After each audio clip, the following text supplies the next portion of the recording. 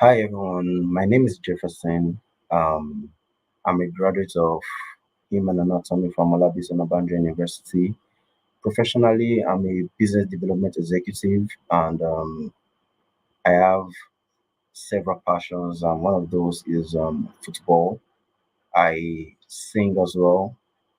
Yes, I term myself a musician. I sing, and I play the piano. So I call myself multi-talented. So I have several talents, and but one of those talents is talking about football. I have an unrivaled knowledge of football. When I say unrivaled, that is with myself, not rivalry against others or stuff.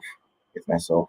I don't know why I make that look like an interview, but no, I'm not in an interview. So I'm just giving myself an introduction. So I'm starting this channel just to um, share my insights, my valuable insights when it comes to football and FPL as well. FPL, I love FPL. I started playing FPL about 3 to 4 years ago, and it's just, in fact, increased my passion for football and the analytics and stuff like that.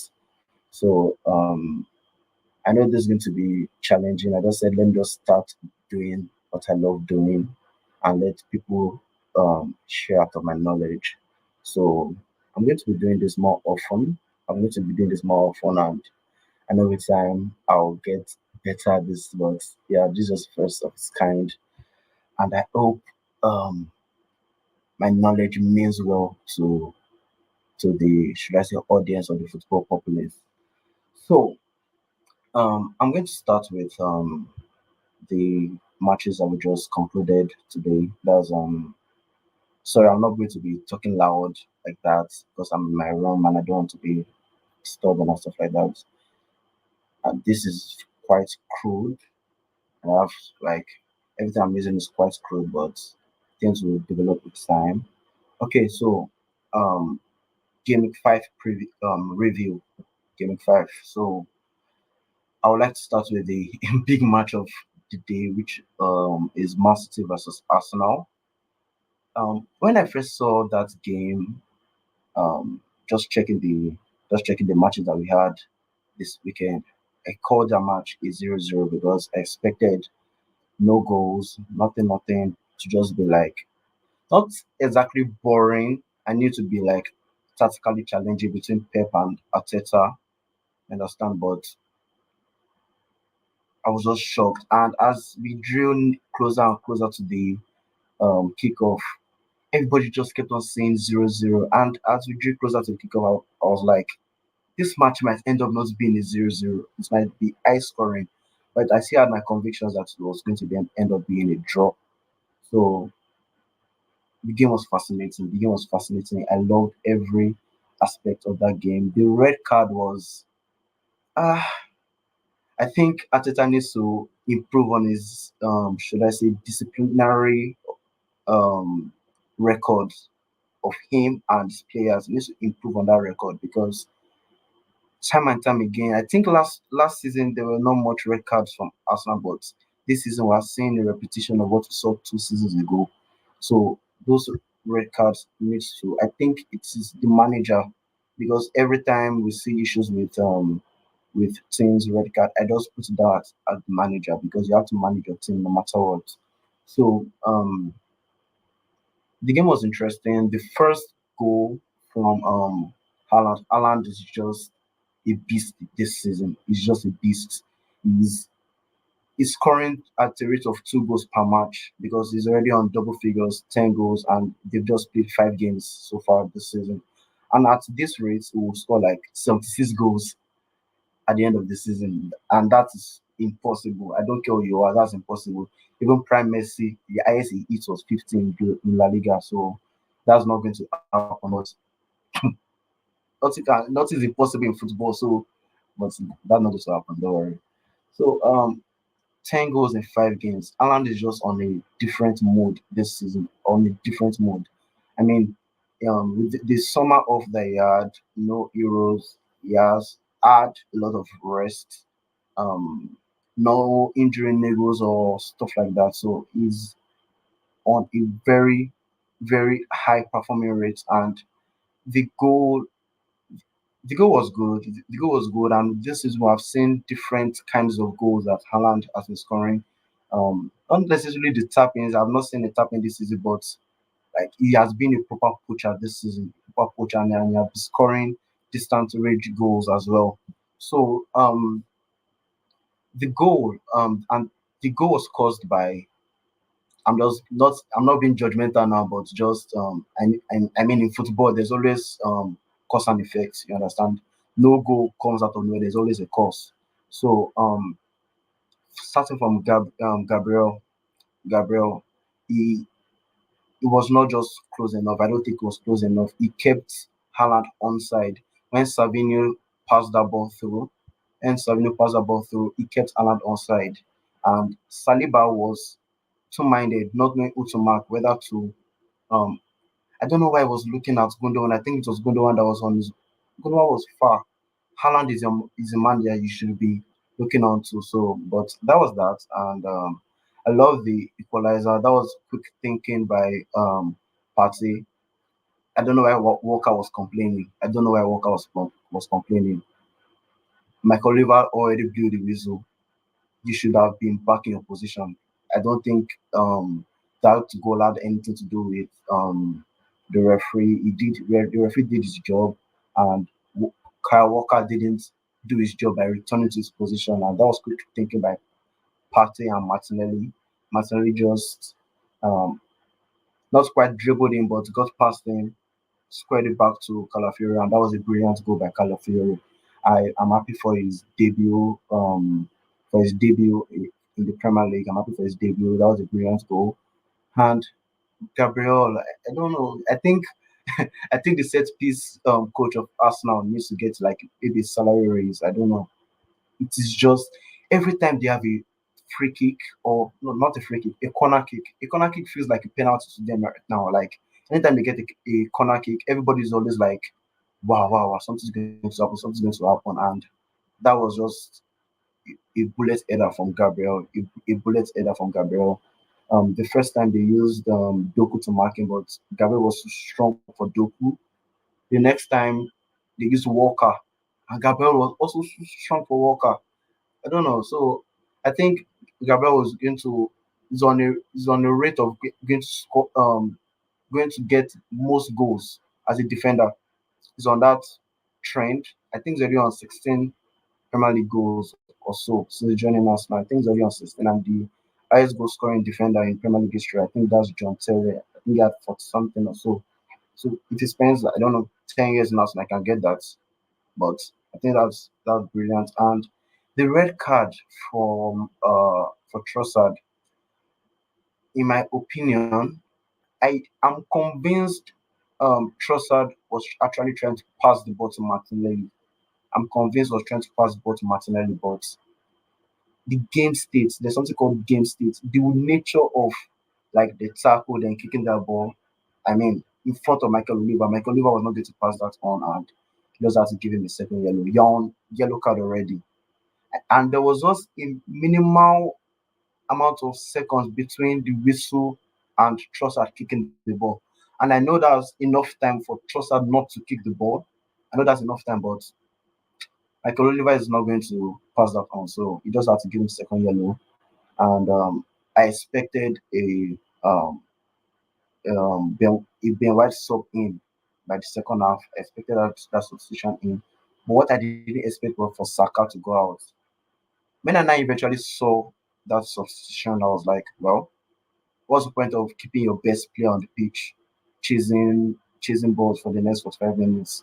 Just save him for the next game, and just bring in Ben White to just change that defense into a five-man defense. So I think they played mostly 5-4-0 for most of the game, and at times it's changed into a 6-3-0. 6-3-0, that is, Martinelli even dropped deeper into the defensive line, and Martinelli became the left back at some points during the game. He became a left back, so it was like Martinelli, Calafiori, Gabriel, Saliba, Ben White, and there was also like it was And I'm impressed with Mikel Arteta. I'm impressed with what he has done so far with the should I say defensive solidity of Arsenal. And that was also his goal from Man City. I can't wait to see how this season is going to end. I can't wait to see how this season is going to end because Man City just showed everyone again why they are champions. They just showed everyone again why they won't even back down, no matter the circumstances. They won't back down, and they got that equalizer and maintained their um, unbeaten run. I think the last time they lost a Premier League game in Champions League at home. What am I saying? A Premier League game, um, a Premier League game at home. The last time they lost a Premier League at home was against Brentford. Against Brentford, and that was like I think 2 seasons ago. They didn't lose any home game last season, so that was brilliant from Ateta and Guardiola. And moving on to Liverpool. Liverpool also had a brilliant game. I've been impressed with Luis Diaz. Luis Diaz has been fantastic for Liverpool this season. I mean, and Nunes, I'm happy with his goal. I'm happy with his goal. Anytime you have this opportunity to just get should I say, an appearance from the starting position, not from the bench, from the starting position, you just have to score a goal as a striker. You just have to score a goal and give the manager more food for thought. Let the manager have a headache. Who should I start next? Who should I start next? Because if you don't score goals, Jota is waiting and is going to come back into the starting position. So I'm happy, and their defense has been fantastic this season. I think they have the most clean sheets so far. That's 4 clean sheets so far this season. That's most in the league so far. They've lost a game. However, they're still, I think they're second on the table already, with Man City leading position. And there were other impressive results from Tottenham. That was a much needed win for Tottenham. A much needed win. They just had to beat Brentford. I'm happy that Strong got his first goal. Um, um, moving on to and this season, the rate of cards have just been. I don't want to use the word bizarre. I don't want to use that word bizarre, but it's been off the charts. I mean, I know they've changed the rules, not necessarily change the rules, but tweak some rules and change some rules. Yeah, they just if you maybe descent or kicking the ball away, those things are going to warrant a yellow card. And if you look at the Brighton versus Northern Forest game, both managers got a red card. Both managers got red cards, and um, even Ben White got a red card as well. And I think that would dent Nottingham Forest attacking options in the coming weeks. They still have good fixtures coming up. But without um, Ben White as not Ben White, Gibbs White, without Gibbs White as a creative force. It's just one game, however. So hopefully they still have good things to do in the coming games. Manchester United, they've been mixed this season. They've I think, about 3 clean sheets this season, but I'm not taking any meaning to those clean sheets. I mean, kept the clean sheets against Fulham and against Crystal Palace. And I think one more team as well. Yeah, Southampton. Everybody's keeping clean sheets against Southampton. Fulham, someone can say you were at home, and that was the first game of the season. And Crystal Palace 0-0. I expected a draw. So I'm not going to undermine that defense. I think the defense has been impressive so far this season, but we only know how strong the defense has been. Like when they are actually tested by bigger teams, you understand? So bigger teams, and I've also been impressed with Chelsea. I've been impressed with Chelsea. Jackson is trying to prove to Mikel Obi why he's going to be the main man for Chelsea. He's going to prove to Mikel Obi why he's going to be the main man for Chelsea. I remember that Chelsea post. I saw that post on Twitter. Yeah, I saw that post on Twitter of Mikel Obi trying to like challenge um, Jackson in a positive way, though. In a positive way, just challenging him, saying he needs to do more, especially in the final third. finishing goals. And did he finish his goals this weekend? Yes, he did. He finished those goals, and that's what we need to be seeing. We need to be seeing more of those finishes from Jackson. We need to be seeing more of those finishes. And Cole Palmer, I was a bit skeptical in the first half of the game because he was not really involved. He was not getting enough of the ball, and having my FPL team as well. So I was already like, "Ah, you have to do something, you understand?" But Kopama is world class, and that finish, I won't expect many players in world football to finish the way he finish that ball. I'm not expecting many players in world football to have that type of finish. Maybe Foden or someone else, but that was another player, should I say another attacker in that position who just want to like use full force, like covering the foot and hitting the ball with full force, like Madueke did. Madueke missed that chance. It was a similar position. Madueke missed it. But Kopama used his side foot, the inside of his foot, and he gave the ball uh, a bit of curve and he hit the inside of the post. So that's what we expect from world class players. That's what we expect from world class players. So I'm happy with Kopama. I'm happy with Chelsea. Aston Villa have also been impressed with Aston Villa. Their, their squad, they've been getting injured players back, likes of Buendia, Leon Bailey, and yeah, mostly Buendia and Leon Bailey. And their squad, I think, is in just about enough to handle the pressure of Champions League and Premier League. And I'll back them again to do well this season, even in the Premier League. I see them having another top four finish. I don't know. They can do it. I feel they can do it. Um, and just I will just leave it at that for most of those teams. West Ham have been poor defensively. Let me just use that word. They've been poor defensively, and if you watch that game properly, you will see that Jackson, or should I say Chelsea as a whole unit, they exploited Wan-Bissaka's wing time and time again. They're just exploiting the wing, and because they noticed that it was higher up the field.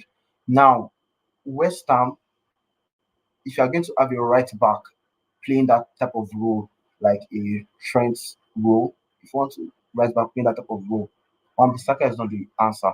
No, when it comes to 1v1 defending, is I'll call him the best in the Premier League. When it comes to 1v1 defending, he's the best in Premier League. But offensively, he does not have attributes of an offensive defender. He does not have the attributes. Passing, crossing, overlapping, underlapping, inverting. No. And I think because West Ham signed a lot of players this window, they signed a lot of players this window. And if Lopetegui doesn't start getting enough results, I'm seeing a sack letter coming. I don't know.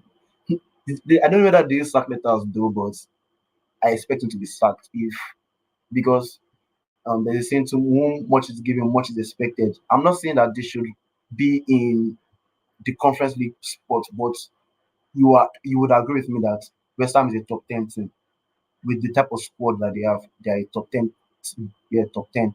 So you have Somerville, you have Bowen, you have Paqueta, you have Kudus. Kudus should find another club. He's too good for that club. He should find another club, maybe next summer or January. If you see, he presses like a maniac. If when you're watching this, he's the one who hits the first press, and he's always running. I wonder if he has maybe like four lungs or something. He's always running. He presses like a maniac, and it is going to be challenging for the entire team if only one man is doing the press and the entire unit. You should press as a unit, not just one man. With two passes, you've already knocked off a one-man press. You've knocked it off. So I think Lopetegui needs to improve. The attacking unit is good, but even with the attacking unit, they're not scoring enough goals. They're not scoring enough goals, even with the attacking unit. So I think they need to improve. And Wan-Bissaka, the solution to Wan-Bissaka is that he needs to play as a in a three-man defense as the right-sided centre back in a three-man defense, because in a three-man defense you would enjoy his attributes. You understand? He will not be isolated like playing on as a right back. When he's playing as a right back, he's not always isolated. But when you push him in as a three-man defense, I'm not saying that's what Lopetegui should do or will do, but if he does that, I feel there will be improvements in their defense. Like there should be other players in the squad who should play maybe as a wing back. You have Cresswell, you have Emerson, and etc. So I think I'll give that as a roundup on Premier League, and I would like to touch on FPL as well. FPL and my team, my team, I scored 76 points. 76 points this game week. I scored 76 points this game week, and um, I moved from 62,000 to a new rank of 32,000. 32,000, and I have been impressed with my start this season. I've been very impressed. Last at this stage last season, I was still like, I don't know, maybe 2 million or 3 million, but to change this around this season, it's still early days, but I'm confident in myself, and I don't have the type of graphics that the usual content creators have, but I'll just beseech you guys to just make do with what I have. Yeah, so I'll start with Sanchez. Sanchez gave me 10 points. I was impressed with his performance against West Ham. I think he had 7 saves, yes, and about 2 bonus points. So I was impressed, and I think I'll keep him. I mean, I would love to have Raya, but I don't think there's any point selling a performing goalkeeper just because you want to double up on Arsenal's defense. So I still love Sanchez, and he has Brighton and Nottingham Forest coming up in the next week. I'm not expecting a clean sheet against Brighton, but if you can give me a couple of saves, I'll be impressed. Um, Moving to my defense, Gabriel gave me 7 points. I love Gabriel. People underestimated him this season, benching him against Tottenham, benching him against Man City. There's a reason why you have premium assets in FPL. They're called premium for a reason. You play them in any match. Even if Gabriel is playing against Arsenal, start Gabriel. That's I know that does not make sense, but I hope you get the point. Like they are premium. You don't bench premium assets. You don't bench them. Paul Torres needs to leave my team. He's a liability in my team. Since I got him in on wildcard 3, I don't think he has given me more than 2 points. No clean sheet, no attacking returns. And if Pau Torres was Consa, I went for the wrong Aston Villa centre back. I felt Pau Torres had better attacking threats. He scored 2 goals last season. He got 2 goals last season, and I think Consa got 1 goal, 1 assist. And Pau Torres had limited number of games last season as compared to Consa, so I felt going for the differential. Consa was more owned, but that's backfired. I'm happy with Greaves, and I'm going to keep him as my fifth defender. I can call him up anytime I need him. Last game week, he gave me 6 points off the bench. I'm happy with him. Moving to my midfield, Salah was my captain. I think if I had another chance to play this game again, I think I'll still captain Salah, even if Alan has scored him by 3 points. Alan has scored him by 3 points, but I'll still captain Salah. Just playing the fixtures. Salah had Bournemouth and Haaland at Arsenal. I was expecting a low scoring game in that fixture, while I was expecting a high scoring game against Bournemouth from Liverpool. They scored 3 goals. Unfortunately, Salah was only involved in one assist, but in one goal by giving an assist. I'll take that. I'll take that. Palmer had 8 points. I'm happy with his goal. Umbomo is going to be a lock in my team for everything like maybe game 14 when they are good fixtures run out. Rogers, 10 points. I wanted to sell him this game, but I just said, let me give him one more week and let me see what he wants to do. And yes, he performed 10 points, 2 assists, and maximum bonus points. Smith Rowe, I'm still convinced will be one of the best bargain assets this season in terms of like the cheap midfielders, 5.5. I think it's currently 5.7 million. And I just don't want to sell him. I mean, you cannot sell somebody that's dropping points for you on a steady. I don't think you're selling such players. So I'm going to keep him. Worst case scenario, I'll use him as a like rotation. Maybe I'll bench him in the away fixtures. I think it's better at home. At home, there's more confidence, and Flam likes to like play for their fans. You understand, especially when they're at home, like most other teams do. Play for your fans, and that gives Smith Rowe a lot of space to score goals and give assists. And moving to my forward line, that's Alan. Alan gave me 9 points. Alan gave me 9 points, and João Pedro gave me 1 point. Now, I want to make a point on João Pedro. I was I played my wild card in game three. I felt a bit pressured to sign João Pedro just to cover whatever it is we wanted to do. I didn't really need him, but I just said, what do I have to lose? So I got him and was injured in the first game, subbed in the second game. And even before I made that transfer, I was still not quite convinced with João Pedro. What I mean is that in FPL is a forward. However, in on the pitch, he's not a forward. He plays as a number 10 on the pitch. I still think no, I don't think I know he's still the main player for Brighton, and I expect Brighton to score goals this season.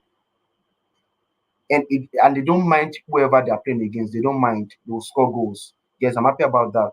But I want my forwards in FPL to be forwards on the pitch. João Pedro does a lot of linking up, and I'm not saying he will not score goals. He will still score goals, but when you're spending money on your assets, you want those assets to be in the right positions. And with tougher fixtures coming up, I just think I have to let him go and find solutions to my team. Now, moving on to game week 6, um, I have two free transfers and about 2.5 million in the bank, about 2.5 million. And I have a lot of combinations in my head.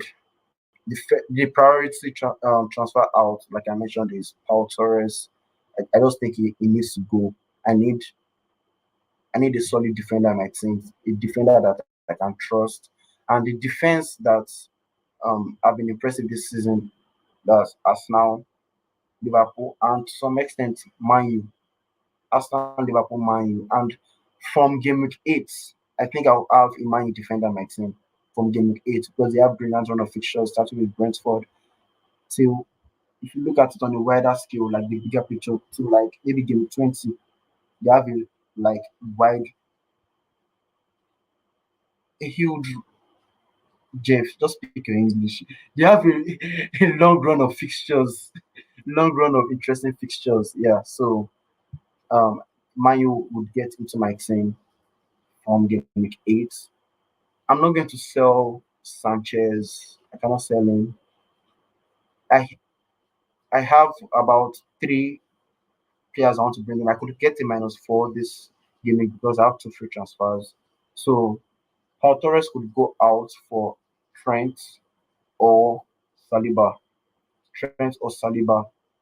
I'm slightly favoring Saliba because of the better run of fixtures in the short term. They have Leicester, Southampton, and Bournemouth coming up, while Trent has Wolves, Palace, and Chelsea.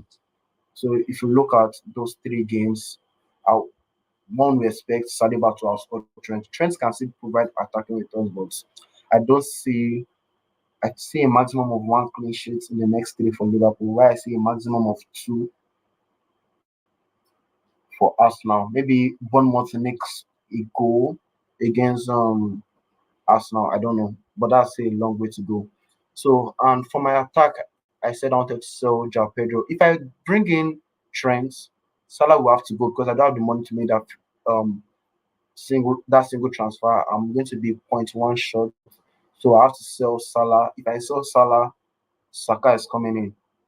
If I sell Salah, Saka is coming in, and that will give me enough money to upgrade João Pedro to Sri Lanka to give me just about enough money to upgrade Jao to Sri Lanka.